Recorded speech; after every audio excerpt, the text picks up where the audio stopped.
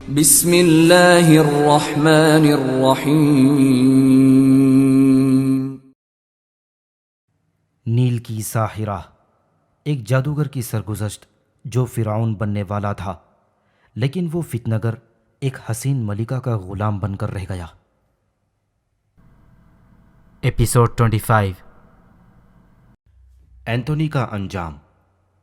صبح ہونے سے پہلے ہی مارکوس اینتھونی مسلح ہو کر محل سے باہر آیا اور افسروں کو حکم دیا کہ سکندریہ کا بحری بیڑا قیصر کے بحری بیڑے پر اور سکندریہ کی سوار فوج قیصر کی سوار فوج پر حملہ کر دے۔ فوراً ہی سکندریہ کا بیڑا 3 صفوں میں قیصر کے بیڑے کی طرف چل پڑا۔ ادھر سے قیصر کا بیڑا بھی آیا، لیکن جب دونوں بیڑے مل گئے تو اینتھونی کے بیڑے کے سپاہیوں نے پتوار اٹھا اٹھا کر قیصر کے بیڑے کے سپاہیوں کو سلام کیا اور اینتھونی کا بیڑا قیصر کے بیڑے سے جان ملا۔ ادھر اینتھونی کی سوار فوج بھی قیصر کی فوج سے جا ملی۔ اینتھونی غم و غصے سے دیوانہ ہو گیا اور اس نے چیخ کر پیدل فوج کو ثابت قدم رہنے اور حملے کا انتظار کرنے کا حکم دیا۔ یہ فوج کچھ دیر تک اپنی جگہ پر کھڑی رہی۔ ایکایک ایک افسر بدحواس ہو کر قیصر کی فوج کی طرف بھاگا۔ یہ وہی افسر تھا جو گزشتہ رات مجھے قتل کر دینا چاہتا تھا۔ اینتھونی نے اسے پکڑ لیا اور اٹھا کر زمین پر پٹک دیا۔ پھر وہ گھوڑے سے کود کر اترا اور اپنی تلوار بے نیام کی کہ اس افسر کا سر اڑا دے۔ افسر کی آنکھوں کے سامنے موت ناچ گئی اور اس نے اپنے دونوں ہاتھوں میں منہ چھپا لیا، لیکن اینتھونی نے تلوار جھکا لی۔ جاؤ قیصر کے پاس جا کر اپنی جان بچا لو، اس نے کہا۔ ایک زمانے میں تم مجھے بہت عزیز ہوا کرتے تھے۔ سب افسروں نے مجھ سے غداری کی، پھر تنہا تمہیں ہی کیوں قتل کروں؟ وہ افسر اٹھا، اس نے غمناک نظروں سے اپنے آقا اینتھونی کی طرف دیکھا، پھر چیخ کر اپنی زرہ اتار پھینکی اور اپنی ہی تلوار اپنے سینے میں گھونپ لی اور اینتھونی کے قدموں میں گر کر جان دے دی۔ اینتھونی اپنی جگہ کھڑا اپنے وفادار افسر کی روش دیکھتا رہا۔ وہ خاموش رہا۔ اس عرصے میں قیصر کی پیادہ فوج قریب آ گئی تھی اور ابھی دونوں فوجوں کے نیزے ٹکرائے بھی نہ تھے کہ اینتھونی کی فوج پشت پھیر کر بھاگی اور قیصر کے سپاہی ان بزدل بھگوڑوں پر ہنسے اور آوازیں کسنے لگے۔ یہ عجیب جنگ تھی کہ جس میں ایک آدمی کا قتل ہونا تو درکنار کوئی زخمی بھی نہ ہوا تھا۔ بھاگیے میرے آقا بھاگیے، اینتھونی کے خادم خاص ایروس نے کہا۔ میدان میں اب اینتھونی کے پاس یہی ایک ایروس رہ گیا تھا، میں بھی اس کے قریب کھڑا تھا۔ بھاگیے میرے آقا، ورنہ آپ قیصر کے غلام ہوں گے۔ اور اینتھونی بھی بھاگا۔ میں اور ایروس اس کے پیچھے تھے۔ سکندریہ کے شمالی دروازے کے سامنے پہنچ کر اینتھونی میری طرف گھوما۔ اولمپس، اس نے کہا، ملکہ کے پاس جاؤ اور اس سے کہو کہ اینتھونی تمہیں سلام کہتا ہے اور کہتا ہے کہ تم نے مجھے دھوکہ دیا۔ چنانچہ سلام اور الوداع۔ سامعین سے گزارش کی جاتی ہے کہ ہمارے دونوں چینلز کے پلیٹ فارم سے جتنی بھی آڈیو بکس کی ریکارڈنگ کمپلیٹ ہو چکی ہے اسے خود بھی سنیں اور زیادہ سے زیادہ شیئر کرنے کی کوشش کریں، اور ہمارے سوشل میڈیا پلیٹ فارم کے لنکس ڈسکرپشن میں دیے گئے ہیں۔ ہمیں سبسکرائب اور فالو ضرور کریں تاکہ آپ کو ضروری اپڈیٹس ملتے رہیں، اور ہماری ٹیم کی فنانشیل سپورٹ کے لیے پیٹریون کی لنک ضرور چیک کریں۔ جزاک اللہ۔ چنانچہ میں مقبرے کی طرف چل پڑا اور اینتھونی محل کی طرف۔ میں نے مقبرے کے بند دروازے پر بڑے زور سے دستک دی۔ فوراً ہی ایک کھڑکی کھل گئی۔ کھڑکی کھولنے والی شارمن تھی۔ دروازہ کھولو، جلدی کرو، میں نے کہا۔ شارمن نے دروازہ کھول دیا۔ کیا خبر لائے ہرمسیس؟ اس نے بےتابی سے پوچھا۔ شارمن، انتقام کا وقت آ چکا ہے، اینتھونی میدان چھوڑ کر بھاگ گیا ہے۔ شکر ہے، میں متفکر و پریشان تھی، اور مقبرے کے بیچ کمرے میں کلیوپیٹرا کوچ پر نیم دراز تھی۔ کہو کیا خبر لائے؟ مجھے دیکھتے ہی اس نے پوچھا۔ اینتھونی فرار ہو چکے ہیں اور قیصر کی فوجیں سکندریہ کے دروازے پر آ گئی ہیں۔ اینتھونی ملکہ مصر کو سلام اور الوداع کہتے ہیں۔ سلام اس کلیوپیٹرا کو جس نے مجھے دھوکہ دیا۔ یہ ہیں اینتھونی کے الفاظ۔ یہ جھوٹ ہے، وہ چلائی، میں نے دھوکہ نہیں دیا۔ اولمپس، فوراً اینتھونی کے پاس جا کر یوں کہو، کلوپترا جس نے اینتھنی کو دھوکہ نہیں دیا اپنے محبوب کو سلام کہتی ہے۔ کلوپترا اب اس دنیا میں نہیں رہی اور میں کلوپترا کا یہ پیغام لے کر محل میں پہنچا۔ میرا مقصد پورا ہونے کے سامان دیوتاؤں کی مرضی سے خود بخود پیدا ہو گئے تھے۔ میں نے اینتھنی کو محل کے بڑے کمرے میں پایا۔ وہ دیوانوں کی طرح ہوا میں گھونسے چلا رہا تھا۔ اس کے ساتھ اب صرف اس کا وفادار خادم ایروس رہ گیا تھا۔ دوسرے سب اینتھنی کو چھوڑ کر قیصر کے پاس بھاگ گئے تھے۔ معزز اینتھنی، ملکہ مصر تمہیں سلام کہتی ہے۔ اب وہ اس دنیا میں نہیں رہیں۔ انہوں نے اپنے ہاتھوں اپنا خاتمہ کر لیا۔ مر گئی؟ وہ چیخا۔ کلوپترا مر گئی؟ تو کیا اب اس نازک جسم کو کیڑے چاٹیں گے؟ آہ کیا عورت تھی! ہائے میرا دل اس کی طرف کھینچ رہا ہے۔ مرنے میں بھی وہ مجھ پر سبقت لے گئی۔ مجھ سے پہلے ہی وہ اس جگہ پہنچ گئی جہاں جاتے میں ڈرتا ہوں، حالانکہ میں مرد ہوں اور نڈر بھی ہوں۔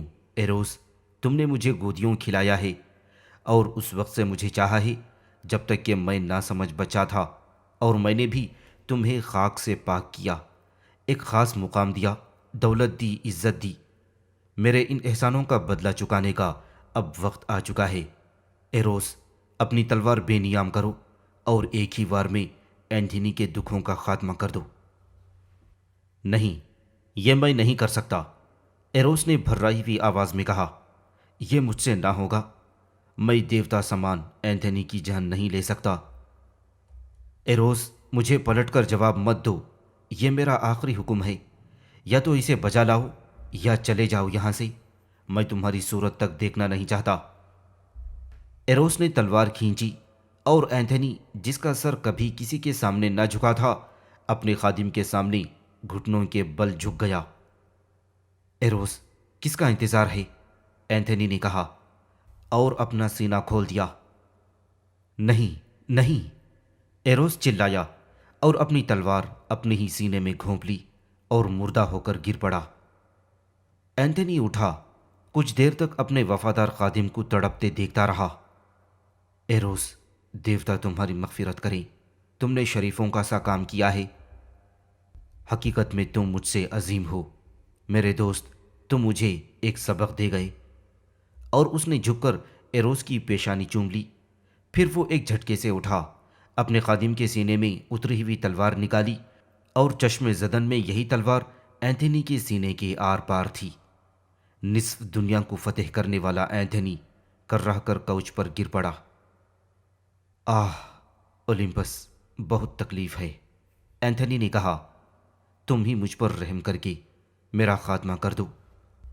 لیکن میں ایسا نہ کر سکا۔ میں نے اینتھنی کے سینے سے تلوار کھینچ لی تو اس کے سینے سے خون کا فوارہ سا ابل پڑا۔ اس عرصے میں بہت سے غلام اور خواجہ سرا اینتھنی کی موت کا تماشا دیکھنے کے لیے وہاں جمع ہو گئے تھے۔ میں نے ان کی طرف گھوم کر دیکھا۔ کوئی آدمی فوراً میرے کمرے سے جا کر آتوا کو بلا لائے۔ میں نے ان کی طرف گھوم کر کہا، کوئی آدمی فوراً میرے کمرے میں جا کر آتوا کو بلا لائے، اور چند سانسوں بعد ہی آتوا دواؤں کی ٹوکری اٹھا لائی۔ میں نے چند دوائیں اینتھنی کو پلائیں اور آتوا سے کہا کہ وہ فوراً مقبرے میں پہنچ کر کلوپترا کو اینتھنی کی حالت کی خبر کر دے۔ تھوڑی دیر بعد آتوا یہ پیغام لے کر واپس آئی کہ کلوپترا زندہ ہے اور چاہتی ہے کہ اینتھنی اس کی آغوش میں آخری سانس لے۔ جب اینتھنی نے یہ سنا تو اس کی قوت عود کر آئی، کیونکہ وہ مرنے سے پہلے ایک دفعہ کلوپترا کو دیکھنے کے لیے بے چین و بے تاب تھا۔ چنانچہ اس نے غلاموں کو آواز دی جو کمرے کے ستونوں اور پردے کے پیچھے سے جھانک جھانک کر اس زبردست فاتح کو مرتے دیکھ رہے تھے۔ چنانچہ ہم سب نے مل کر اینتھنی کو اٹھایا اور بمشکل تمام مقبرے کے پاس پہنچے۔ کلوپترا سکندریہ والوں کی دغا بازی سے خائف تھی اور مقبرے کا دروازہ بند رکھتی تھی۔ چنانچہ اوپر کی کھڑکی سے ایک مضبوط رسہ لٹکا دیا گیا جو ہم نے اینتھنی کی کمر اور ہاتھوں سے مضبوطی سے باندھ دیا۔ کلیوپیٹرا نے، جو زارو قطار رو رہی تھی، ایروس اور شارمن کی مدد سے اینتھنی کو اوپر کھینچنا شروع کیا، یہاں تک کہ اینتھنی ہوا میں لٹک گیا اور اس کے زخم سے خون ٹپک ٹپک کر ہم لوگوں پر گرنے لگا۔ 3 دفعہ شارمن اور ایروز کے ہاتھ سے رسا چھوٹ گیا اور اینتھنی نیچے گرتے گرتے بچا، لیکن کلوپترا کے بدن میں وفور محبت سے ایسی طاقت آ گئی تھی کہ شارمن اور ایروز کے رسا چھوڑنے کے بعد بھی وہ تنہا اینتھنی کو اوپر کھینچ رہی تھی۔ اینتھنی کو اوپر کھینچ لیا گیا۔ جو لوگ وہاں کھڑے وہ یہ المناک نظارہ دیکھ کر رونے اور سینہ کو بھی کرنے لگے، لیکن میری اور شارمن کی آنکھ سے ایک آنسو تک نہ ٹپکا۔ اینتھنی کو اوپر کھینچ لینے کے بعد رسا پھر نیچے لٹکا دیا گیا اور اب میں شارمن کی مدد سے اوپر پہنچ گیا۔ اینتھنی کوچ پر پڑا کر رہا تھا اور کلوپترا، جس کا سینہ ننگا اور چہرہ آنسوؤں سے تر تھا، اپنے سیاہ ریشمی لبادے اور بالوں سے اینتھنی کے زخم سے خون پونچھ رہی تھی۔ اور آج پھر کلوپترا کی محبت نے میرے دل میں جوش مارا اور ساتھ ہی رشک و رقابت کی آگ بھڑک اٹھی۔ میں اینتھنی اور کلوپترا کا خاتمہ کر سکتا ہوں، لیکن محبت کا نہیں، وہ لازوال تھی۔ آہ اینتھنی، میرے سرتاج، میرے دیوتا، کلیوپیٹرا نے روتے ہوئے کہا، تمہارا دل مجھے اس دنیا چھوڑ کر جانے کو کیوں چاہا؟ میں بہت جلد تم سے آن ملوں گی۔ آنکھیں کھولو، آنکھیں کھولو میرے سرتاج۔ اینتھنی نے آنکھیں کھول کر شراب طلب کی اور میں نے اس میں دوا کے چند قطرے ٹپکا کر اینتھنی کو دے دیے کہ اس کی تکلیف میں کچھ کمی ہو۔ شراب پی چکنے کے بعد اس نے کلوپترا سے کہا کہ وہ اینتھنی کے ساتھ لیٹ جائے اور اپنی باہیں اس کی گردن میں ڈال دے۔ اینتھنی حقیقت میں بہادر اور جوان مرد تھا۔ وہ اپنی تکلیف بھول کر کلوپترا کو مشورہ دینے لگا کہ اس کے مرنے کے بعد ملکہ کی بہتری کس میں ہے اور اسے کیا کرنا چاہیے، لیکن کلوپترا نے اس کے منہ پر ہاتھ رکھ دیا۔ پیارے اینتھنی، بہت کم وقت ہے، اسے ہمیں ایسی فضول باتوں میں نہ صرف کرنا چاہیے۔ آؤ ہم اپنی محبت کی باتیں کریں جو دنیا کی ہر چیز سے بلند و برتر ہے اور جو دوسری دنیا میں بھی قائم رہے گی۔ تمہیں وہ رات یاد ہے اینتھنی جب تم نے پہلی دفعہ میرے ہونٹ چوم کر مجھے پیاری کہا تھا؟ ہاں کلوپترا، مجھے وہ رات یاد ہے، اور اسی رات سے میری قسمت کا ستارہ غروب ہونا شروع ہوا تھا۔ اور مجھے وہ بھی یاد ہے جب تم ایک قیمتی موتی سرکے میں گھول کر پی چکی تھی اور تمہارے اس نجومی نے پکار کر کہا تھا کہ 1 گھنٹہ ختم ہوا اور منقورہ کی لعنت کا وقت قریب آ رہا ہے۔ بہت دنوں تک تمہارے نجومی کے الفاظ میرے کانوں میں گونجتے رہے اور آج پھر گونج رہے ہیں۔ اسے مرے تو کئی سال گزر گئے، کلوپترا نے کہا۔ اگر وہ مر چکا ہے تو میں اب اس سے ملنے والا ہوں، لیکن اس کا مطلب کیا تھا کلوپترا؟ مر گیا وہ لعنتی نجومی، شیطان تھا وہ پورا۔ آہ اینتھنی، تمہارا چہرہ سفید ہو رہا ہے، تم مجھ سے بچھڑنے والے ہو۔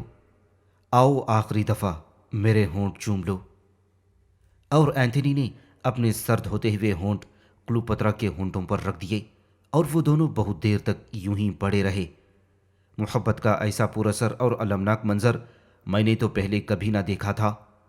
دفتن اینتھنی کا چہرہ متغیر ہوا اور مجھے اس کے چہرے پر موت کا بھیانک سایہ نظر آیا اور اس کا سر پیچھے کی طرف ڈھلک گیا۔ رخصت کلوپترا، رخصت، یہ اینتھنی کے آخری الفاظ تھے۔ کلیوپیٹرا کوہنیوں کے بل اٹھی۔ کچھ دیر تک اینتھنی کے راکھ جیسے سفید چہرے کی طرف دیکھتی رہی اور پھر ایک چیخ مار کر بے ہوش ہو گئی۔ لیکن اینتھنی ابھی زندہ تھا، البتہ اس کی زبان بند ہو گئی تھی۔ میں آگے بڑھ کر اینتھنی کے قریب بیٹھ گیا اور یوں ظاہر کرنے لگا جیسے اس کی نبض ٹٹول رہا ہوں، اور اس وقت میں نے اپنا منہ اینتھنی کے کان کے قریب لے جا کر کہا، اینتھنی، کلیوپیٹرا میری معشوقہ تھی، لیکن تم نے اسے مجھ سے چھین لیا۔ دیکھو، غور سے دیکھو، میں وہی ہرماسیس نجومی ہوں جو طرطوس کی دعوت میں ملکہ کے تخت کے پیچھے کھڑا تھا۔ اور یہ بھی سن لو اینتھنی کہ تمہاری بربادی کا اصلی سبب میں ہی ہوں۔ مر جاؤ، مر جاؤ اینتھنی، مر جاؤ، تم پر منقورہ کی لعنت پڑ چکی ہے۔ اور وہ کر رہ کر اٹھ بیٹھا اور وحشت زدہ سا میری صورت تکنے لگا۔ پھر اس نے ہاتھ اٹھا کر شہادت کی انگلی سے میری طرف اشارہ کیا۔ کچھ کہنا چاہا، لیکن اس کے منہ سے کوئی آواز نہ نکلی، صرف اس کے ہونٹ پھڑک کر رہ گئے دفتن وہ جھوم کر گر پڑا، اس کی آنکھیں پتھرا گئیں، وہ تڑپا اور تڑپ کر ٹھنڈا ہو گیا۔ اور یوں میں نے ہرماسیس نے رومی فاتح اینتھنی سے انتقام لے لیا، اور یہ میرے انتقام کی پہلی قسط تھی۔ اور اب ہم کلوپترا کو ہوش میں لانے کی تدبیر کرنے لگے، کیونکہ ابھی اس کے مرنے کا وقت نہیں آیا تھا۔ جلد ہی اسے ہوش آ گیا۔ پھر میں اور آتوا قیصر کی اجازت حاصل کر کے اینتھنی کی لاش کو حنوط کرنے والوں کے سپرد کر آئے۔ جب اینتھنی کی ممی تیار ہو گئی تو میں نے اس کے کفن پر سرخ رنگ سے اینتھنی اور اس کے باپ کا نام اور اس کے خاندان کا نام لکھ دیا۔ لاش کے چوبی تابوت پر میں نے یہی لکھا تھا۔ اس چوبی تابوت کو ایک بڑے پتھر کے صندوق میں رکھ دیا گیا۔ پتھر کے صندوق میں ایک اور تابوت کی جگہ تھی، کیونکہ وہ مرنے کے بعد بھی اینتھنی کے ساتھ سونا چاہتی تھی، اور پھر بڑی عزت و احترام سے وہ سنگی صندوق اس قبر میں رکھ دیا تھا جو کلوپترا نے پہلے ہی کھدوا رکھی تھی۔ چند دن اینتھنی کے غم میں گزرے۔ اب اتفاق ایسا ہوا کہ قیصر کی فوج کا ایک افسر جس کا نام ڈولابیلا تھا، کلوپترا کے حسن کا دیوانہ اور اس کا خیر خواہ تھا۔ چنانچہ ایک دن اس نے مجھے بلا کر کہا کہ میں کلوپترا کو یہ خبر پہنچا دوں کہ قیصر آج کے تیسرے دن کلوپترا اور اس کے دونوں بچوں کو، جو اینتھنی کے نطفے سے تھے، گرفتار کر کے روم لے جائے گا، اور وہاں اسے یعنی کلوپترا کو اپنے رتھ کے پیچھے باندھ کر بازاروں میں گھسیٹے گا۔ میں یہ خبر لے کر کلوپترا کے پاس پہنچا تو اسے اس حال میں پایا کہ وہ اداس اور غمگین بیٹھی اس لبادے کو دیکھ رہی تھی جس سے اس نے اینتھنی کے زخم پر سے خون پونچھا تھا۔ تاریخ نویسیوں نے لکھا ہے کہ کلوپترا کے بدن سے جولیس سیزر کا بھی ایک لڑکا تھا جس کا نام سیسرون تھا۔ قیصر اقتادیانوس نے یہ کہہ کر قتل کروا دیا کہ ایک سے زیادہ قیصر دنیا کے لیے خطرناک ثابت ہو سکتے ہیں، اور پھر اینتھنی سے کلوپترا کے ایک لڑکا بیتھلموس اور ایک لڑکی کلوپترا تھی۔ اس لبادے کو سامنے رکھ کر اس پر خون کے داغوں کو دیکھتے رہنا اب کلیوپیٹرا کا روز کا معمول ہو گیا تھا۔ دیکھو اولمپس، اس نے آہ بھر کر کہا، اینتھنی کے خون کے داغ کتنے دھندلے پڑ گئے ہیں۔ ہائے، اسے مرے بھی جیسے صدیاں ہی گزر گئی ہوں۔ کہو کیا خبر لائے ہو؟ تمہارا چہرہ اور آنکھیں کہہ رہی ہیں کہ کوئی بری خبر لے کر آئے ہو۔ ملکہ مصر، میں واقعی ایک بری خبر لایا ہوں۔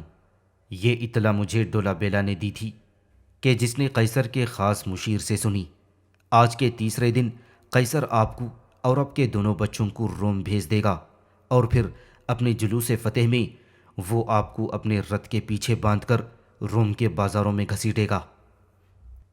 یہ نہیں ہو سکتا، کلوپترا چلائی۔ یہ کبھی نہ ہوگا کہ ملکہ مصر قیصر کے جلوس فتح میں اس کے رتھ کے پیچھے زنجیروں میں جکڑی ہوئی چلے۔ لیکن میں کیا کروں؟ شارمن، بتاؤ کیا کر سکتی ہوں؟ آپ مر سکتی ہیں ملکہ، شارمن نے نہایت سکون سے جواب دیا۔ ہاں، یہ تو میں بھول ہی گئی۔ اولمپس، کیا تمہارے پاس کوئی زہر ہے؟ نہیں ملکہ، لیکن آپ فرمائیں تو میں کل تک ایک ایسا تیز زہر تیار کر سکتا ہوں کہ اسے پینے والے کو اگر دیوتا بھی چاہیں تو 1 منٹ کے لیے بھی زندہ نہیں رہ سکتے۔ تو پھر زہر تیار کر لو۔ میں سلام کر کے رخصت ہوا، اور اسی دن میں اور آتوا زہر قاتل تیار کرنے میں مصروف ہو گئے۔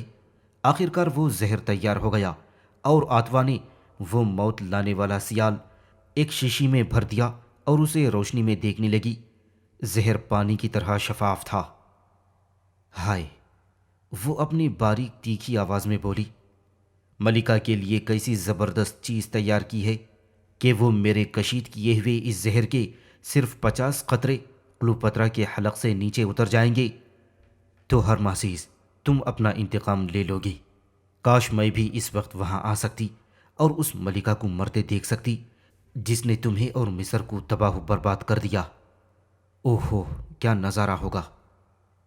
انتقام ایک ایسا تیر ہے جو بعض دفعہ چلانے والے کے ہی سینے میں پیوست ہو جاتا ہے۔ میں نے شارمن کے الفاظ یاد کر کے کہا۔ کلوپترا کی موت۔ دوسرے دن کلوپترا قیصر سے اجازت لے کر اینتھنی کے مقبرے میں چلی گئی۔ خوب روئی دھوئی، اور کہنے لگی کہ مصر کے دیوتا اس سے روٹھ گئے ہیں۔ پھر اینتھنی کے تابوت پر تازہ پھول رکھ کر واپس آئی۔ غسل کرنے کے بعد اپنے بدن میں عطر لگایا اور نہایت فوق البھڑک پوشاک پہن کر شارمن ایروس اور میرے ساتھ مل کر کھانا کھایا، اور اس وقت دفتن جیسے وہ اپنے رنج و غم بھول گئی اور ہنسنے اور گزشتہ دعوتوں کے واقعات بیان کرنے لگی، اور اسے ترتوس کی وہ رات یاد آ گئی جب اس نے اینتھنی کے ساتھ کھانا کھایا تھا اور موتی سرکے میں گھول کر پی گئی تھی۔ یہ عجیب بات ہے، اس نے کہا، کہ مرتے وقت اینتھنی کو کچھ اور یاد نہ آیا اور ہرمسیس کے الفاظ یاد آ گئے۔ شارمن، تمہیں ہرمسیس یاد ہے نا؟ یاد ہے ملکہ مصر، شارمن نے نظریں جھکا کر جواب دیا۔ وہ کون تھا یہ ہرمسیس؟ میں نے پوچھا، تاکہ معلوم کر سکوں کہ آیا اب بھی اس کی یاد کلوپترا کو ستا رہی ہے یا نہیں۔ بے حد عجیب داستان ہے اولمپس، لیکن اب چونکہ سب کچھ ختم ہونے کے قریب ہے، اسی لیے میں تمہیں یہ کہانی سناتی ہوں۔ ہرمسیس فرائنہ کے خاندان سے تھا اور ابیدس کے ایک ہیکل فرعونیت کا تاج اپنے سر پر رکھنے کے بعد یہاں سکندریہ میں آ گیا تھا کہ مصر کا تاج و تخت حاصل کر سکے۔ بہرحال وہ نجومی کے بھیس میں میرے پاس آیا، اور وہ تمہاری طرح ہی زبردست عالم اور جادوگر تھا اولمپس، اس کے علاوہ خوبصورت بھی تھا۔ خیر تو یہ بھی اس کی سازش ہے کہ مجھے قتل کر کے مصر کا فرعون بن بیٹھے، اور اس میں کوئی شک نہیں کہ بہت گہری سازش تھی جس میں مصر کے بہت سے معزز لوگ شریک تھے، اور قریب قریب آدھا مصر ہرمسیس کو دل ہی دل میں فرعون تسلیم کر چکا تھا۔ ہاں تو عین اس رات جب ہرمسیس مجھے قتل کرنے والا تھا، شارمن میرے پاس آئی اور اس نے اس سازش اور ہرمسیس کے ارادے کی خبر مجھے کر دی۔ خود اسے اس سازش کا پتہ اسی دن چلا تھا، لیکن شارمن، میں نے آج تک تم سے کچھ نہیں کہا، لیکن یہ حقیقت ہے کہ مجھے شروع ہی سے تم پر شک تھا، اور اب یقین ہو چکا ہے کہ تم بھی اس سازش میں شریک تھیں، لیکن چونکہ ہرمسیس نے تمہاری محبت کو ٹھکرا دیا تھا، اس لیے تم نے جل کر اس سازش کا بھانڈا پھوڑ دیا۔ اب سچ سچ بتا دو، یہی بات تھی نا؟ ڈرو مت، اب میں تمہیں کچھ نہ کہوں گی، کیونکہ اب کہنے کو رہ ہی کیا گیا ہے۔ بتاؤ شارمن۔ شارمن نے لرز کر جواب دیا، آپ ٹھیک کہتی ہیں، میں اس سازش میں شریک تھی ملکہ، لیکن چونکہ ہرمسیس نے مجھے اور میری محبت کو ٹھکرا دیا تھا، اس لیے میں نے اس کا راز فاش کر دیا۔ مجھے اس سے محبت تھی اور اب بھی ہے، اور اس کی یاد میں اب تک کنواری بیٹھی ہوں۔ اس نے کنکھیوں سے میری طرف دیکھا۔ تو میرا خیال غلط نہ تھا، واقعی عورت کے دل کے رازوں کو کوئی نہیں پا سکا، تو تم بھی اس سازش میں شریک تھیں۔ سچ ہے کہ حکمران کانٹوں کی سیچ پر ہوتے ہیں، اور جب تخت پر بیٹھتے ہیں تو ان کے سر پر باریک بال سے بندھی ہوئی تلوار لٹکتی رہتی ہے جو کسی بھی وقت ان کے سر پر گر سکتی ہے۔ بہرحال شارمن، میں نے تمہیں معاف کیا، کچھ بھی ہو اس کے بعد سے آج تک تم میری وفادار رہی ہو۔ تو آمدم برسر مطلب کہ میں ہرمسیس کو قتل کرنے کی جرت نہ کر سکی، کیونکہ خوف تھا کہ اس طرح پورا مصر میرے خلاف اٹھ کھڑا ہوگا۔ اب یہ عجیب اور ناقابل یقین سی بات تھی کہ ہرمسیس مجھے قتل کرنا چاہتا تھا اور مجھ سے محبت بھی کرتا تھا، چنانچہ میں نے سوچا کہ کیوں نہ اسے اپنی محبت میں الجھا لوں۔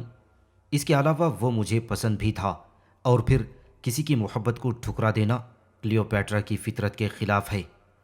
خیر تو جب وہ اپنے چوغے میں خنجر چھپائے میری خوابگاہ میں آیا تو میں نے اپنے حسن کا سنہرا جال پھینکا اور ہرمسیس اس میں پھنس گیا۔ فتح میری ہوئی۔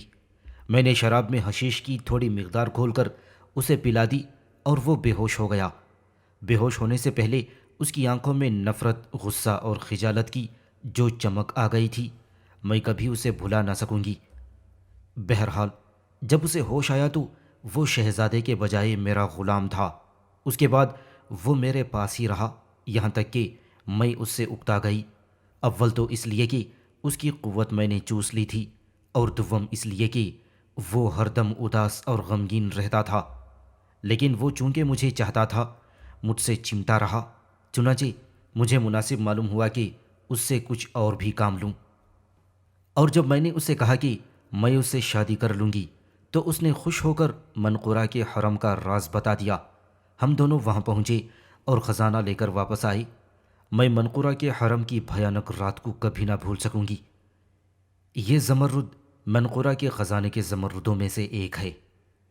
ہاں، تو منقورہ کی لاش کے سینے پر ایک تختی رکھی ہوئی تھی، تو اس پر کی تحریر اور ہرماسیس نے اپنے وعدے کا خیال کر کے میں نے ارادہ کر لیا کہ ولیوس کو نہایت سخت جواب کے ساتھ اینتھنی کے پاس واپس بھیج دوں اور خود میں ہرماسیس سے شادی کر لوں۔ چنانچہ دوسرے دن دربار میں جانے سے پہلے میں نے شارمن سے اس کا ذکر کیا کہ دیکھوں یہ کیا کہتی ہے۔ اب دیکھو اولمپس کہ رشک و رقابت کی آگ کیا کیا کرتی ہے۔ افو، لوگوں کی امیدوں کی نقل خاک سیاہ کر دیتی ہے۔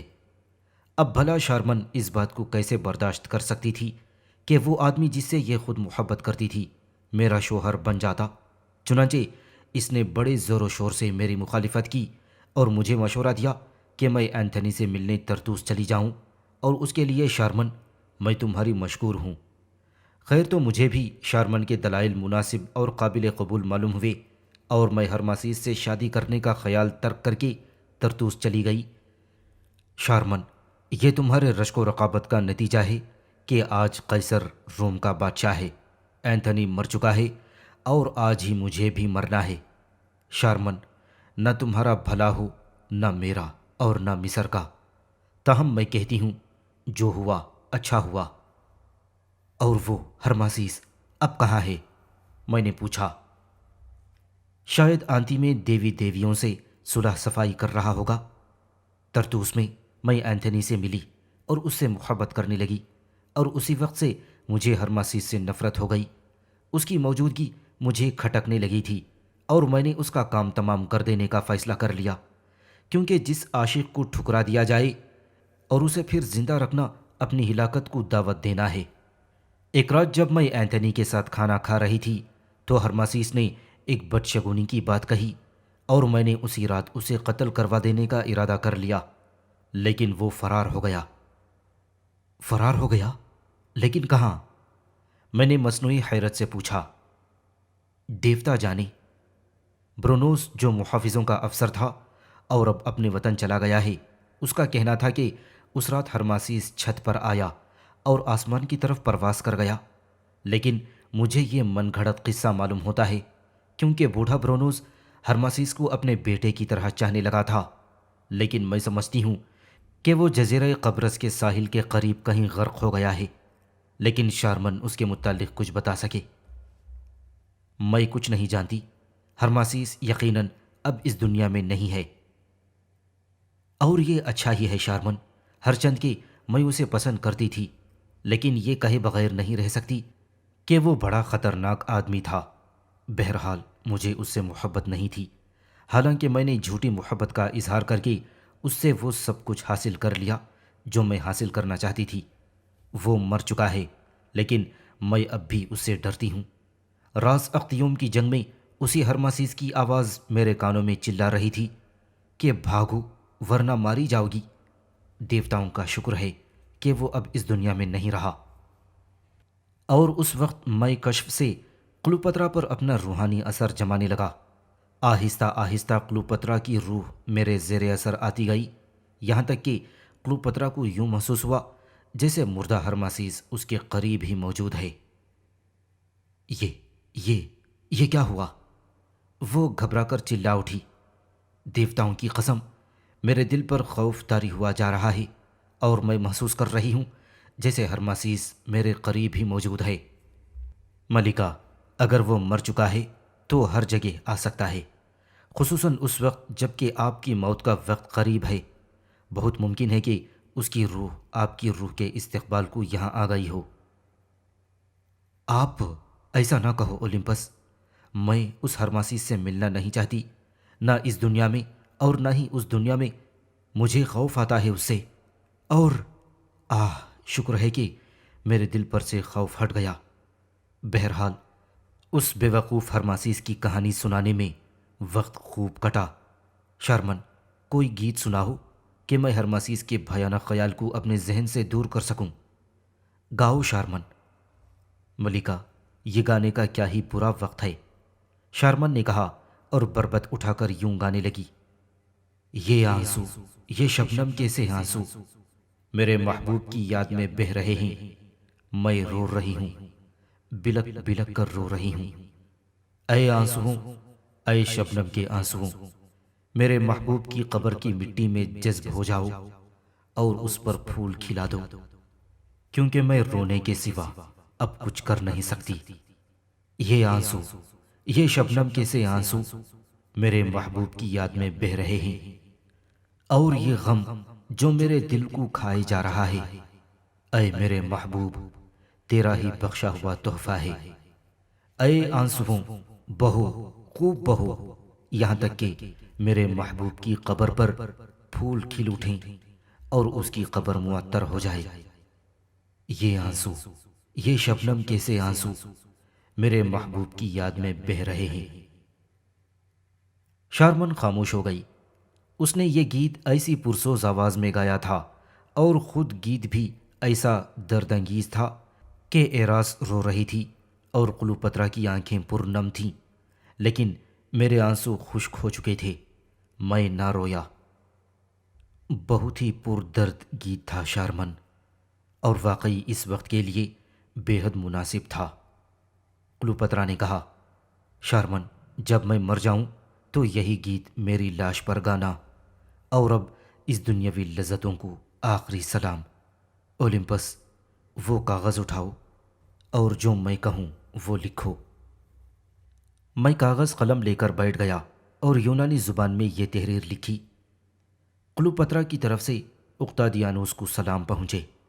آخر وہ وقت آ چکا ہے جبکہ روح قفس عنصری کو چھوڑ کر کسی دوسرے عالم میں چلی جاتی ہے۔ قیصر فتح تمہاری ہوئی، جاؤ مال غنیمت اپنے ساتھ لے جاؤ، لیکن تم کلوپترا کو نہ لے جا سکو گے۔ وہ تمہارے جلوس فتح میں ایک قیدی کی حیثیت سے شریک نہیں ہو سکتی۔ جب ہمارے پاس کچھ نہ رہے تو ہمیں مایوسی کے اس صحرا میں پختہ ارادے کا ایک نخلستان تلاش کر لینا چاہیے۔ کلوپترا اینتھنی کی طرح عظیم تھی، عظیم ہے اور عظیم رہے گی۔ محض غلام ہی ایسی ذلیل زندگی گزار سکتے ہیں جیسی کہ تم چاہتے ہو، لیکن عظیم ہستیوں کو ایسی زندگی راس نہیں آتی۔ انہیں ذلیل ہونے سے پہلے مر جانا چاہیے۔ اے قیصر، تم سے یہ میری آخری استدعا ہے کہ میں اینتھنی کی ہی قبر میں دفنائی جاؤں۔ سلام اور الوداع۔ جب میں یہ لکھ چکا تو کلوپترا نے اس پر اپنی مہر لگا کر مجھ سے کہا کہ میں کسی بھی ہاتھ مراسلہ قیصر کو بھیجوا کر فوراً واپس آ جاؤں۔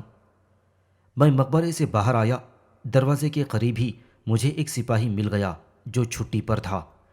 میں نے مراسلہ اور تھوڑے سکے اسے دے کر کہا کہ وہ مراسلہ قیصر کو دے کر آئے۔ میں واپس مقبرے میں پہنچا۔ کلیوپیٹرا، شارمن اور ایراس تینوں خاموش کھڑی تھیں۔ کلوپترا ایراس کے کندھے پر ہاتھ رکھے کھڑی تھی اور شارمن دونوں سے ذرا ہٹ کر کھڑی ہوئی تھی۔ ملکہ مصر، میں نے کہا، اگر آپ مرنے کا ارادہ کر ہی چکی ہیں تو جلدی کیجیے، وقت بہت کم ہے۔ آپ کا مراسلہ ملتے ہی قیصر اپنے آدمیوں کے ساتھ یہاں دوڑ آئے گا۔ اور میں نے چوغے کی جیب سے شیشی نکال کر میز پر رکھ دی۔ کس قدر بے ضرر معلوم ہوتا ہے یہ پانی، کلوپترا نے شیشی اٹھا کر کہا، لیکن اس میں میری موت چھپی ہوئی ہے۔ ملکہ مصر، اتنا زہر 10 آدمیوں کو مارنے کے لیے کافی ہے، چنانچہ پوری شیشی پینے کی کوئی ضرورت نہیں۔ کیسے یقین کر لوں کہ اسے پیتے ہی میں مر جاؤں گی؟ کلوپترا نے کہا، میں نے بہت سے آدمیوں کو زہر پی کر مرتے دیکھا ہے، ان میں سے ایک بھی فوراً نہیں مرا، اور بعض تو اف، اس خیال سے ہی کانپ اٹھتی ہوں۔ آپ گھبرائیں نہیں ملکہ، میں اپنے فن کا استاد ہوں۔ اگر آپ کو خوف آتا ہے تو پھر رہنے دیں اور قیدی بن کر قیصر کے رتھ کے پیچھے چلیے تاکہ رومی عورتیں آپ پر ہنسیں۔ نہیں اولمپس، اب مجھے زندگی عزیز نہیں، لیکن کاش پہلے کوئی میرا اطمینان کر دیتا۔ ایراس آگے بڑھی اور اس نے کہا، اولمپس، لاؤ زہر مجھے دو، میں دنیا میں ملکہ کا استقبال کرنے سے پہلے جاؤں گی۔ بہت اچھا، یوں ہی صحیح، میں نے کہا، اور سونے کے جام میں زہر کے چند قطرے ڈال دیے۔ ایراس نے جام اٹھایا، کلوپترا کو سلام کر کے اس کی پیشانی پر بوسہ دیا، پھر شارمن کی پیشانی چومی اور زہر پی گئی۔ فوراً ہی اس نے اپنے دونوں ہاتھوں سے اپنا سر تھام لیا اور 1 سیکنڈ سے بھی کم عرصے میں وہ مردہ ہو کر گر پڑی۔ دیکھ لیا ملکہ نے کس قدر تیز ہے یہ زہر۔ میں نے اس بھیانک خاموشی کو توڑا۔ واقعی اولمپس، تم اپنے فن کے استاد ہو۔ لاؤ پھر مجھے دو، ایراس کہیں میرا انتظار کرتے کرتے تھک نہ جائے۔ میں نہ چاہتا تھا کہ کلیوپیٹرا مجھے پہچانے بغیر ہی ایراس کی طرح فوراً مر جائے، چنانچہ میں نے جام کنگھالنے کے بہانے زہر میں تھوڑا سا پانی ملا دیا۔ کلیوپیٹرا نے جام ہاتھ میں لے کر آنکھیں آسمان کی طرف اٹھائیں اور چلا کر یوں کہا، اے مصر کے دیوتاؤں، تم نے مجھے چھوڑ دیا، چنانچہ اب میں تمہیں نہ پکاروں گی۔ تم میرے لیے بہرے اور اندھے بن گئے ہو، لیکن اب ایک ایسی دیوی کو پکاروں گی جو شاہ و گدا کی آواز پر لبیک کہتی ہے، جو بادشاہوں اور فقیروں کے سر ایک ہی تکیے پر رکھ دیتی ہے۔ اے موت، اے موت اور نجات کی دیوی، آ اور مجھے میٹھی نیند سلا دے۔ آ اور مجھے اس دنیا میں لے جا جہاں نہ ہوائیں چلتی ہیں اور نہ سمندر دہاڑتے ہیں۔ مجھے اس دنیا میں لے جا جہاں قیصر کی فوج نہیں پہنچ سکتی۔ مجھے ایک اندیکھی دنیا میں لے جا اور میرے سر پر ابدی سکون کا تاج رکھ دے۔ آہ موت، آہ اینتھنی۔ اور اس نے زہر پی کر جام ایک طرف پھینک دیا۔ اب میرے انتقام کی دوسری اور آخری قسط پوری ہونے کا وقت آ گیا تھا۔ فرعون منقورہ کی لعنت ملکہ مصر پر چڑھ چکی تھی۔ یہ کیا ہوا؟ کلیوپیٹرا چلائی۔ میرا بدن ٹھنڈا ہو چکا ہے، لیکن میں مری نہیں۔ نمک حرام حکیم، تو نے مجھے دھوکہ دیا۔ صبر سے کام لو کلیوپیٹرا، بہت جلد تم اس دنیا سے رخصت ہو کر دیوتاؤں کا جلال دیکھو گی۔ منقورہ کی لعنت پڑ چکی ہے۔ دیکھو، میری طرف دیکھو، اس نچڑے ہوئے اور خشک چہرے کی طرف دیکھو۔ دیکھو، پہچانو مجھے۔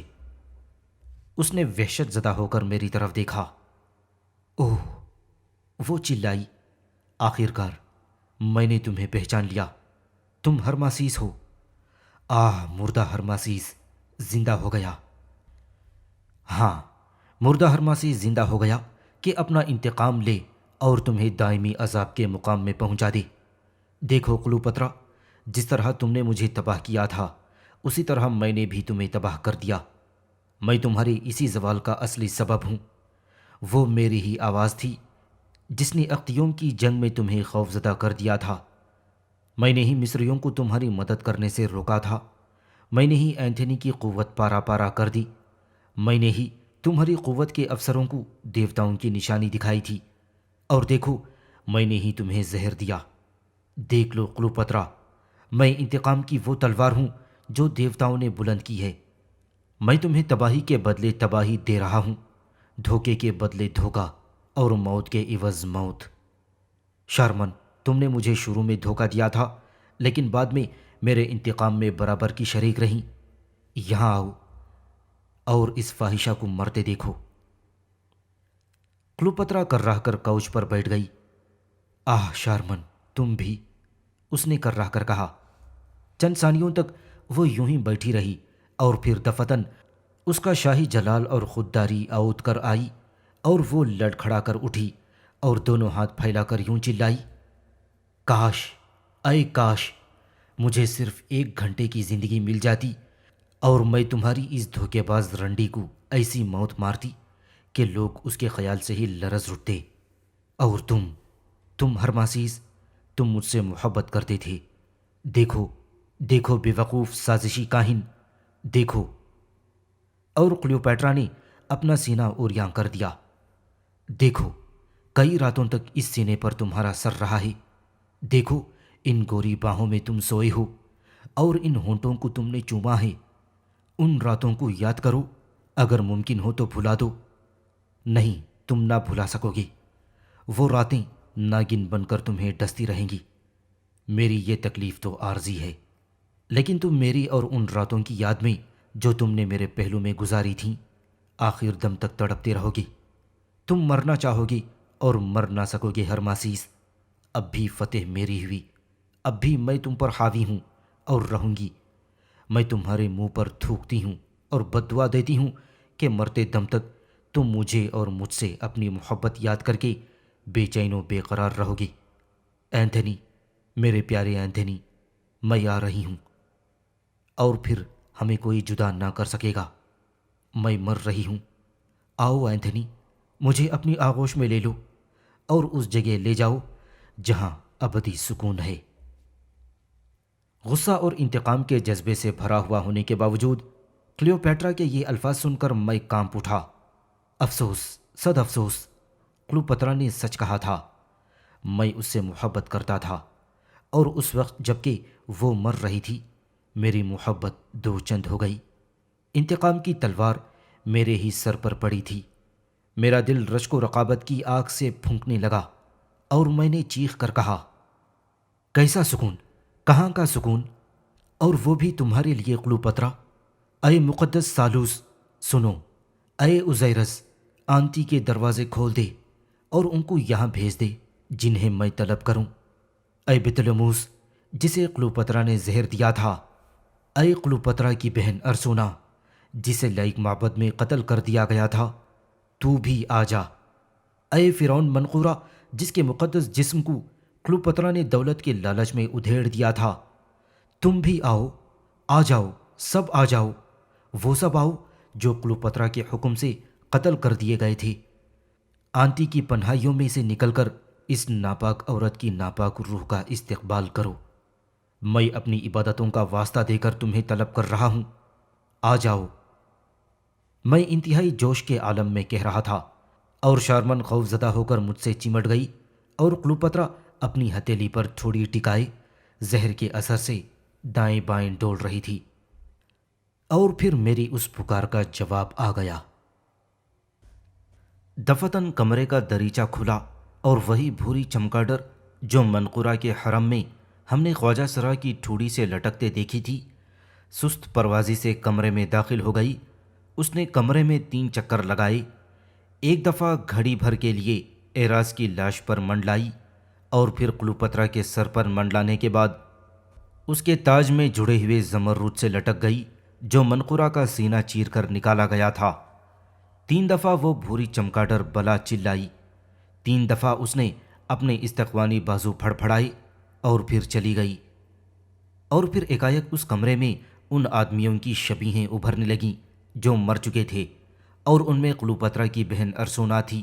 اس کے چہرے پر وہی خوف منجمد تھا جو جلاد کا تیغہ دیکھ کر پیدا ہو گیا تھا، اور پھر کلیوپترا کا بھائی بطلموس تھا جس کے خد و خال زہر کے اثر سے بگڑ گئے تھے، اور پھر فرعون منقورہ تھا جس کا سینہ چرا ہوا تھا، اور سلبیا تھے جن کی گردن سے خون ٹپک رہا تھا، اور جسم کی کھال ظالموں کے مار سے پارا پارا ہو چکی تھی، اور وہ 6 غلام تھے جن پر کلیوپترا نے 6 مختلف طرح کے زہر آزمائے تھے، اور دوسرے بہت سے تھے، اور یہ شبیہیں اس کمرے میں ہجوم کر آئی تھیں، اور وہ کافی بھیانک نظارہ تھا۔ دیکھو، دیکھو کلیوپترا، میں نے کہا، یہ ہے تمہارا سکون، دیکھو، غور سے دیکھو، اور مر جاؤ۔ آنتی کا عذاب اور یہ سب روحیں تمہاری منتظر ہیں کہ تم سے بدلہ لے سکیں۔ ہاں، دیکھو، دیکھو اور مر جاؤ۔ شارمن نے کہا، تم نے مجھے اور مصر کو برباد کر دیا۔ کلیوپترا نے گردن اٹھا کر ان بھیانک شبیہوں کی طرف دیکھا۔ بہت ممکن ہے کہ اس وقت کلیوپترا کی روح جو اس کے جسم سے نکلنے والی تھی ان آوازوں کو بھی سن رہی ہو جنہیں میں سن نہ سکتا تھا۔ بہت ممکن ہے آوازیں کلیوپترا کو ڈرا دھمکا رہی ہوں۔ بہت ممکن ہے وہ کلیوپترا کو اس عذاب سے آگاہ کر رہی ہو جو آنتی میں اس کے لیے مقرر ہو چکا تھا۔ کلیوپترا کے چہرے کے پٹھے خوف سے کھنچ گئے، اس کی آنکھیں دہشت سے پھیل گئیں، اور وہ ایک فلک شغاف چیخ مار کر گر پڑی اور تڑپ کر مر گئی۔ اس کے فوراً بعد ہی شبیہیں بھی فضا میں تحلیل ہو گئیں۔ کلیوپترا کی موت کے متعلق مورخین مختلف رائے رکھتے ہیں۔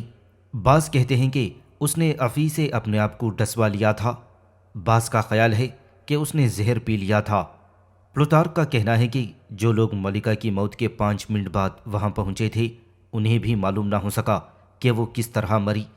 بہرحال آج تک کوئی بھی یہ یقین سے نہیں کہہ سکتا کہ کلوپترا کی موت کس چیز سے واقع ہوئی تھی۔ انکشاف اور سزائے موت۔ شارمن میرا ہاتھ چھوڑ کر الگ کھڑی ہو گئی تھی۔ ہرماسیس، بے درد ہرماسیس، اس نے کہا، بہت بھیانک تھا تمہارا انتقام کلوپترا، تم اپنے گناہوں کے باوجود حقیقت میں عظیم تھی۔ آؤ ہرماسیس، ہم دونوں مل کر ملکہ کے جسم خاکی کو کوچ پر لٹا دیں اور اسے پورا شاہی لباس پہنا دیں تاکہ جب قیصر کے آدمی آئیں تو مصر کی آخری ملکہ کو اپنی پوری شان و شوکت سے دیکھ لیں۔ میں نے کوئی جواب نہ دیا، جواب دے ہی نہ سکا۔ میرا دل اسی غم کے بوجھ سے بھاری ہو رہا تھا، اور جبکہ میرا کام پورا ہو چکا تھا میں ایک طرح کی تھکن محسوس کر رہا تھا۔ ہم دونوں نے مل کر کلوپترا کی لاش اٹھائی اور سنہرے کوچ پر رکھ دی۔ شارمن نے کلوپترا کے بالوں میں کنگھی کر کے تاج اس کے سر پر رکھا اور پھر وہ آنکھیں ہمیشہ کے لیے بند کر دیں جن میں سمندروں کی سی گہرائی اور گمبھیرتا تھی۔ شارمن نے ملکہ کے سرد ہاتھ اس کے سینے پر باندھ دیے جس میں جذبات کے طوفان اٹھا کرتے تھے، اور موڑے ہوئے پیر سیدھے کر دیے اور سر کے بالوں میں تازہ پھول اٹکا دیے، اور یوں کلوپترا اپنے سنہری کوچ پر لیٹی ہوئی ابدی نیند سو رہی تھی، اور مرنے کے بعد بھی وہ دنیا کی ہر عورت سے زیادہ حسین تھی۔ ہم چند قدم پیچھے ہٹ کر ایراس اور کلوپترا کی لاشوں کو دیکھنے لگے۔ کھیل ختم ہوا، شارمن نے کہا، ہم نے انتقام لے لیا۔ اب کیا ارادہ ہے ہرماسیس؟ کیا تم بھی اسی راہ جاؤ گے؟ اور اس نے زہر کی شیشی کی طرف اشارہ کر دیا۔ نہیں شارمن، البتہ میں موت کے سامنے سے بھاگ کر موت کی طرف ہی جا رہا ہوں۔ میری موت اتنی آسان نہ ہوگی شارمن۔ اگر میں ایسی آسانی سے مر گیا تو شاید بخشا نہ جاؤں گا۔ جیسی تمہاری مرضی، لیکن میں اب دنیا میں نہ رہوں گی۔ میں اپنے گناہوں کا کفارہ ادا کر چکی ہوں۔ آہ کتنی بد نصیب ہوں میں نے ان سب کو ہی دکھوں میں مبتلا کر دیا جنہیں میں چاہتی تھی، لیکن افسوس مجھے کسی نے نہ چاہا۔ میں نامراد ہی اس دنیا سے جا رہی ہوں۔ میں نے ہرماسیس تمہارا جو گناہ کیا تھا اس کا کفارہ ادا کر چکی۔ اب میں جا رہی ہوں کہ کلوپترا سے جو میں نے بے وفائی کی ہے اس کا کفارہ آنتی میں ادا کر سکوں اور اس کے عذاب میں برابر کی شریک رہوں۔ ہرماسیس، تمہارے بعد میں کلوپترا کو دنیا کی ہر چیز سے زیادہ چاہتی تھی، کیونکہ اس نے مجھے بھی دنیا کی ہر چیز سے زیادہ عزیز رکھا تھا۔ چنانچہ میں بھی وہی پیالہ پیوں گی جو کلوپترا اور ایراس نے پیا تھا۔ اور پھر اس نے سونے کے جام میں وہ زہر اونڈیلا جو شیشی میں بچ رہا تھا۔ شارمن، سوچ لو، تم اب بھی زندہ رہ کر اپنے غموں کو بھلا سکتی ہو۔ زمانہ سب سے بڑا عجیب واقع ہوا ہے جو رفتہ رفتہ تمہارے سب غم دور کر دے گا۔ ہاں، زندہ رہ سکتی ہوں، لیکن رہنا نہیں چاہتی۔ ان دنوں کی یاد مجھے تمام عمر غم زدہ رکھے گی، اور وہ محبت جو میں نے تم سے کی ہے آصف بن کر مجھے پریشان کرتی رہے گی۔ نہیں ہرماسیس، یہ نہ ہوگا۔ میں کبھی کی مر چکی ہوتی، لیکن صرف تمہاری خدمت کرنے کے لیے آج تک زندہ رہی۔ لیکن اب تمہارا کام پورا ہو گیا، تمہیں میری ضرورت نہیں رہی، چنانچہ میں تم سے ہمیشہ کے لیے رخصت ہوتی ہوں۔ جہاں میں جا رہی ہوں وہاں تم نہ آ سکو گے۔ ہائے، اب میں تمہیں کبھی نہ دیکھ سکوں گی، کیونکہ ہرماسیس تمہیں مجھ سے محبت نہیں۔ تم اب بھی اس ملکہ سے پیار کرتے ہو جسے خود تم نے مارا ہے، لیکن نہ تو تم اسے حاصل کر سکو گے اور نہ میں تمہیں حاصل کر سکوں گی۔ اف، قسمت کتنا بھیانک کھیل کھیل گئی۔ ہرماسیس، مرنے سے پہلے میری تم سے ایک درخواست ہے۔ دیوتاؤں کے لیے صرف اتنا کہہ دو کہ تم نے مجھے معاف کیا، اور ثبوت کے طور پر میری پیشانی پر بوسہ دو، ایک عاشق کی طرح نہیں ہرماسیس۔ ہاں، میری پیشانی پر بوسہ دو کہ میں سکون سے مر سکوں۔ اور وہ ہاتھ پھیلا کر میری طرف بڑھی۔ اس کے ہونٹ کے کونے کانپ رہے تھے اور اس کی صورت مسکینوں کی سی ہو گئی تھی۔ شارمن، میں نے کہا، اب ہم اچھے اور برے کام کرنے کے لیے آزاد ہیں۔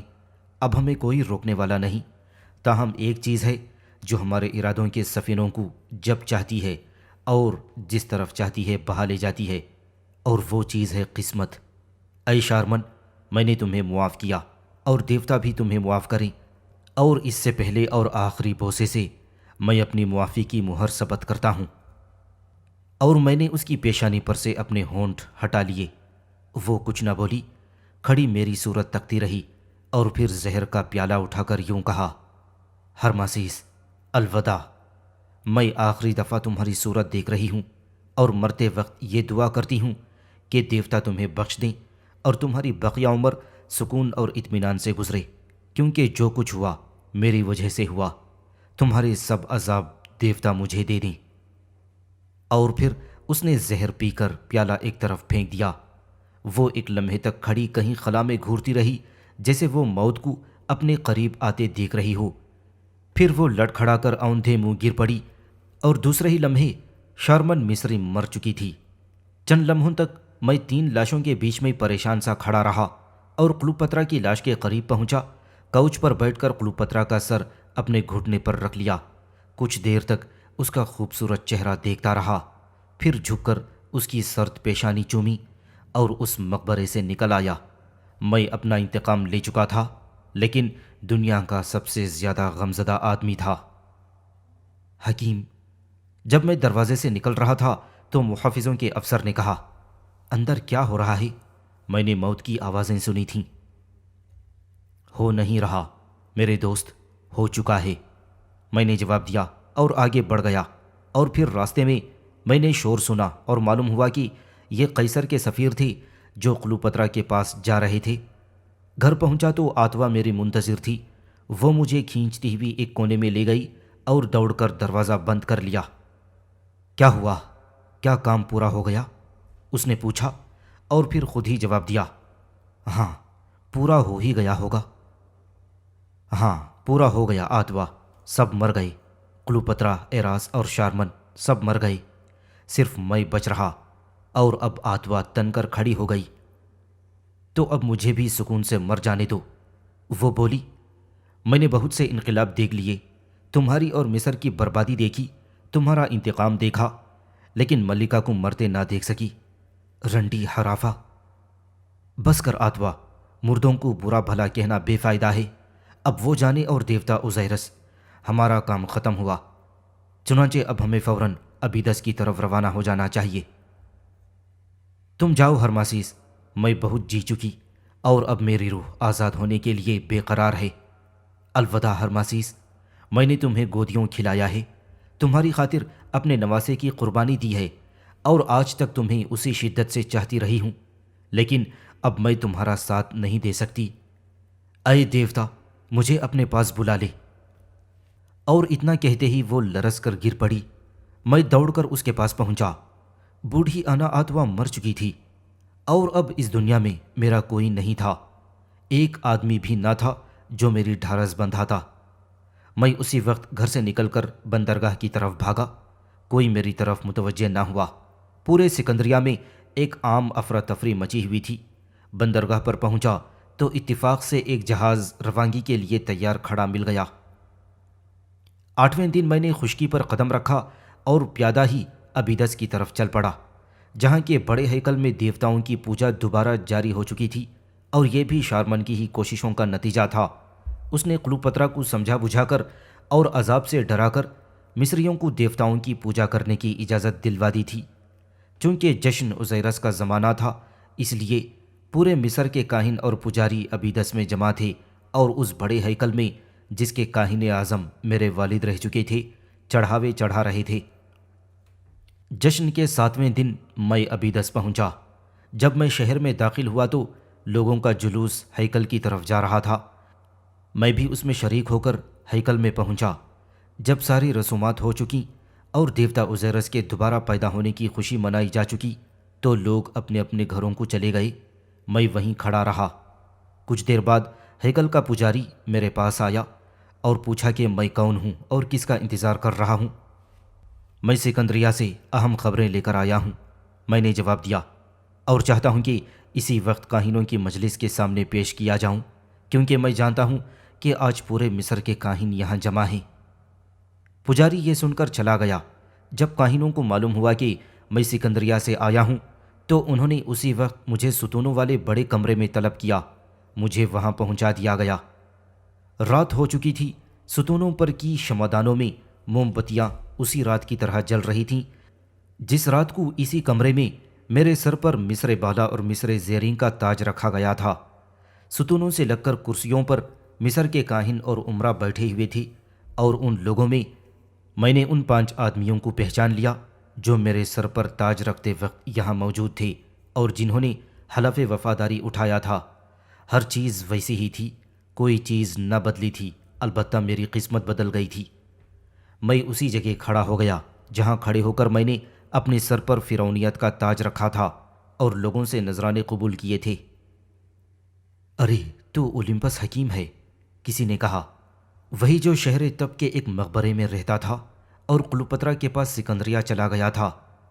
تو کیا یہ سچ ہے اولمپس کہ کلوپترا نے خودکشی کر لی؟ ہاں، میں وہی حکیم ہوں، اور یہ بھی سچ ہے کہ کلوپترا مر چکی ہے، خود میں نے اسے زہر دیا ہے۔ تم نے؟ یہ کیسے ہو سکتا ہے؟ بہرحال تم نے اسے زہر دیا ہو یا وہ خود مری ہو، یہ اچھا ہی ہوا کہ وہ رنڈی مر گئی۔ ذرا صبر سے کام لو اور میں سب کچھ بتا دوں گا۔ آپ لوگوں میں چند ان آدمیوں کو بھی دیکھ رہا ہوں جو آج سے کوئی 11 سال پہلے اسی جگہ ہرماسیس نامی ایک آدمی کو فرعون بنانے جمع ہوئے تھے۔ یہ سچ ہے، لیکن تمہیں یہ بات کس طرح معلوم ہوئی؟ ان 37 آدمیوں میں سے میں نے ان کے سوال کا جواب دے کر اپنی بات جاری رکھی۔ 32 لاپتہ ہیں، بعض مر چکے ہیں، مثلاً آمن مہد، بعض قتل کر دیے گئے ہیں، مثلاً سیپا، اور بعض اب بھی زندہ ہیں، مگر کلوپترا کے خوف سے کسی دور افتادہ خطے میں گمنامی کی زندگی بسر کر رہے ہیں۔ یہ سب سچ ہے، افسوس یہ سب سچ ہے۔ لعنتی ہرماسیس نے غداری کی اور مصر کو مقدونیہ کی رنڈی کے ایک بوسے کے عوض فروخت کر دیا تھا۔ آپ ٹھیک کہتے ہیں، میں نے جواب دیا۔ ہرماسیس نے غداری کی اور کلوپترا کا غلام بن گیا، اور اے مقدس لوگوں، جان لو کہ میں ہی ہرماسیس ہوں۔ ان لوگوں نے حیرت سے میری طرف دیکھا، بعض ہڑبڑا کر اٹھ کھڑے ہوئے، بعض بڑبڑانے لگے اور بعض حیرت سے دم بخود رہ گئے۔ میں ہی وہ ہرماسیس ہوں، میں ہی وہ مجرم ہوں جس نے 3 ناقابل معافی گناہ کیے ہیں۔ میں نے دیوتاؤں سے غداری کی، اپنے ملک سے غداری کی اور اپنی قسم توڑی۔ میں اپنے 3 زبردست گناہوں کا اقرار کرنے یہاں حاضر ہوا ہوں۔ ساتھ میں یہ بھی کہہ دوں کہ میں نے دیوتاؤں کی مرضی سے مقدونی ملکہ سے انتقام لیا۔ میں اپنا کام پورا کر چکا۔ ہاں، میں وہ کام پورا کر چکا جو دیوتاؤں نے میرے سپرد کیا تھا، اور اب میں یہاں حاضر ہوا ہوں کہ اپنے آپ کو ظاہر کر کے وہ سزا بھگت دوں جو آپ لوگ میرے لیے تجویز کریں۔ میں اقرار کرتا ہوں کہ میں سخت سے سخت سزا کا مستحق ہوں۔ تم جانتے ہو ہرماسیس کہ اس قسم کو توڑنے کی سزا کیا ہے جو نہیں توڑی جا سکتی؟ ایک کاہن نے پوچھا۔ میں جانتا ہوں، اور میں اسی سزا کا مستحق ہوں۔ ہرماسیس، پہلے تم ہمیں اپنی پوری کہانی سناؤ، اس کے بعد ہی ہم کوئی فیصلہ کر سکیں گے۔ اور پھر میں نے اپنی شرمناک داستان جو میں ان صفحات میں لکھ چکا ہوں شروع سے آخر تک سنا دی، اور جب میں اپنی کہانی سنا رہا تھا تو میں نے دیکھا کہ وہاں بیٹھے ہوئے لوگوں کے چہرے کرخت سے کرخت تر ہوتے جا رہے تھے، اور میں جانتا تھا کہ یہ لوگ مجھ پر رحم کرنے والے نہیں، اور مجھے رحم کی توقع تھی بھی نہیں، اور میں رحم کا مستحق تھا ہی نہیں۔ اگر وہ مجھ پر رحم کرنا چاہتے تو بھی میں خود انہیں ایسا کرنے سے روک دیتا۔ جب میں اپنی کہانی سنا چکا تو انہوں نے مجھے عقبی کمرے میں چلے جانے کو کہا تاکہ وہ لوگ آپس میں مشورہ کر کے میرے لیے سزا تجویز کر سکیں۔ تھوڑی دیر بعد مجھے دوبارہ طلب کیا گیا۔ اب وہ شہر تب کے ہیکل کا کاہن جو بہت بوڑھا تھا اٹھا اور اپنی بے حس کھردری آواز میں یوں کہنے لگا، اے ہرماسیس، ہم نے کافی بحث و مباحثے کے بعد یہ فیصلہ کیا ہے۔ سنو، تم نے 3 زبردست گناہ کیے ہیں۔ اول یہ کہ تم نے مصر کو رومیوں کا غلام بنایا، دوم یہ کہ تم نے دیوی ازلیس کی توہین کی، اور سوم یہ کہ تم نے وہ قسم توڑی جسے کوئی توڑنے کی جرت نہ کر سکتا تھا۔ اور ان 3 گناہوں کی صرف ایک سزا ہے، اور وہی ہم تینوں نے تمہارے لیے تجویز کی ہے۔ یہ بات کہ تم نے کلوپترا سے انتقام لیا اور خود ہی یہاں آ کر اپنے گناہوں کا اقرار کیا ہے، تمہیں اس سزا سے نجات نہیں دلائی جا سکتی۔ صرف کلوپترا پر ہی نہیں، ہرماسیس، تم پر بھی منقورہ کی لعنت پڑ چکی ہے، کیونکہ اس راز کو ظاہر کرنے والے تم تھے۔ چنانچہ اے جھوٹے کاہن، اے فرائنا کی آخری نشانی، اے وہ جسے کسی زمانے میں لوگ مصر کا نجات دہندہ سمجھتے تھے، اور اے لعنتی آدمی، سن لے کہ اسی جگہ جہاں کبھی تیرے سر پر مصر بالا اور مصر زیرین کا تاج رکھا گیا تھا، ہم تجھے موت کی سزا سناتے ہیں۔ جاؤ زندان میں بیٹھ کر اس دن کا انتظار کر جب تک تم قتل کیے جاؤ گے۔ جاؤ سلاخوں کے پیچھے بیٹھ کر سوچو کہ تم کیا ہو سکتے تھے اور کیا ہو گئے۔ ہرماسیس، ہم تم پر رحم نہیں کر سکتے، لیکن ممکن ہے کہ دیوتاؤں کو رحم آ جائے اور تم آنتی کے عذاب سے بچ جاؤ۔ لے جاؤ اسے۔ اور 4 پجاری مجھے پکڑ کر لے چلے۔ میرا سر جھکا ہوا تھا، میں کسی طرف دیکھ نہیں رہا تھا، لیکن جانتا تھا کہ ہر آدمی شعلہ بار نگاہوں سے مجھے گھور رہا ہے۔ ہائے میری یہ ذلت پچھلی تمام ذلتوں سے بڑھ کر تھی۔ آخری تحریر۔ وہ لوگ مجھے اس زندان میں لے آئے جو باب ہیکل کی چوٹی پر ہے، اور یہاں میں موت کا انتظار کر رہا تھا۔ میں نہیں جانتا کہ کب قتل کیا جاؤں گا۔ ہفتے مہینوں تک تبدیل ہو گئے، لیکن میرے مرنے کی گھڑی نہیں آئی۔ قسمت کی تلوار آخری ضرب لگانے کے لیے میرے سر پر بلند ہے، لیکن میں نہیں جانتا کہ وہ کب گر پڑے گی۔ شاید ایک رات میری آنکھ کھلے تو میں جلادوں کے پیروں کی چاپ سنوں گا۔ ممکن ہے کہ جلاد تیغا لیے اس وقت ہی جب کہ میں یہ سطور لکھ رہا ہوں مجھے قتل کرنے آ رہے ہوں۔ پھر ایک سادہ تابوت لایا جائے گا جس پر کسی کا نام لکھا ہوا نہ ہوگا، اور پھر میری اس شرمناک زندگی کا خاتمہ ہو جائے گا۔ جلد آؤ اے جلادوں، جلد آؤ اور مجھے اس زندگی سے نجات دلاؤ۔ میں سب کچھ لکھ چکا ہوں، میں نے ایک بات بھی نہ چھپائی۔ میرے گناہوں کی شرمناک داستان ختم ہوئی۔ اب میں موت کا انتظار کر رہا ہوں اور اپنے آپ کو ان عذابوں کے لیے تیار کر رہا ہوں جو آنتی میں میرے منتظر ہیں۔ میں جا رہا ہوں اور یہ امید لے کر جا رہا ہوں کہ دیوتا جو میری دعاؤں کا جواب نہ دیتے تھے اور جس نے مجھے چھوڑ دیا تھا، مجھے وہاں پھر مل جائیں گے، اور پھر اس کا جلوہ دیکھ سکوں گا، کیونکہ اس نے کہا تھا کہ وہ ہر وقت میرے قریب رہے گی، اور آخرکار سب عذاب بھگت لینے کے بعد میں بخش دیا جاؤں گا۔ میرے گناہوں کا بوجھ دور ہو جائے گا اور میں نوزائیدہ بچے کی طرح پاک و صاف ہو جاؤں گا۔ آہ اے پیارے مصر، دیکھ رہا ہوں کہ فوجوں کے بعد فوجیں تیرے ساحل پر اتر رہی ہیں۔ تیری غلامی کا جوا تیرے کندھوں پر بھاری ہوتا جا رہا ہے۔ میں تیرے معبدوں کو اجڑتے اور کھنڈر بنتے دیکھ رہا ہوں۔ میں انجانے لوگوں کو دیکھ رہا ہوں جو مقبروں میں گھس کر مقدسات کی بے حرمتی کریں گے۔ میں دیکھ رہا ہوں کہ تیرے اسرار اور تیرے دیوتا ایک افسانہ بن جائیں گے، اور تیری تہذیب و تمدن ایک حیران کن داستان بن کر رہ جائے گی۔ سورج غروب ہو رہا ہے اور ان کرنوں نے ہیکل کی چوٹی پر اور کھیتوں اور صحرا میں سونا بکھیر دیا ہے۔ بے چین میں باب ہیکل کی اسی چوٹی پر جہاں آج میں قید ہوں کھڑے ہو کر را دیوتا کو غروب ہوتے دیکھتا رہا۔ وہی ہیکل، وہی کھیت، وہی صحرا اور وہی سورج، کچھ نہیں بدلا، صرف میں بدل گیا۔ آہ کلوپترا، اے برباد ہونے والی، کاش کہ میں تیری یاد کے نقل کو اپنے دل سے اکھاڑ پھینک سکتا، کاش کہ میں تجھے بھلا سکتا۔ ہائے میرے سب دکھوں میں یہ دکھ سب سے بڑھ کر ہے۔ کلوپترا، میں تجھے نہیں بھلا سکتا، میں اب بھی تجھے چاہتا ہوں۔ تیری محبت کا سانپ اب بھی میرے دل کو ڈس رہا ہے اور مجھے بے چین و بے قرار کر دیتا ہے۔ اب بھی میرے کانوں میں تیری شیریں آواز اور تیرے قہقہے گونج رہے ہیں۔ اب بھی میرے کانوں میں تیری اس فتح مندانہ ہنسی کی آواز آ رہی ہے جب کہ تو نے مجھ پر فتح حاصل کی تھی، اور اس فوارے کے پانی کی چھپ چھپ اور بلبل کا نغمہ۔ اور یہاں تیسرے پلندے کی تحریر دفتن ختم ہو جاتی ہے۔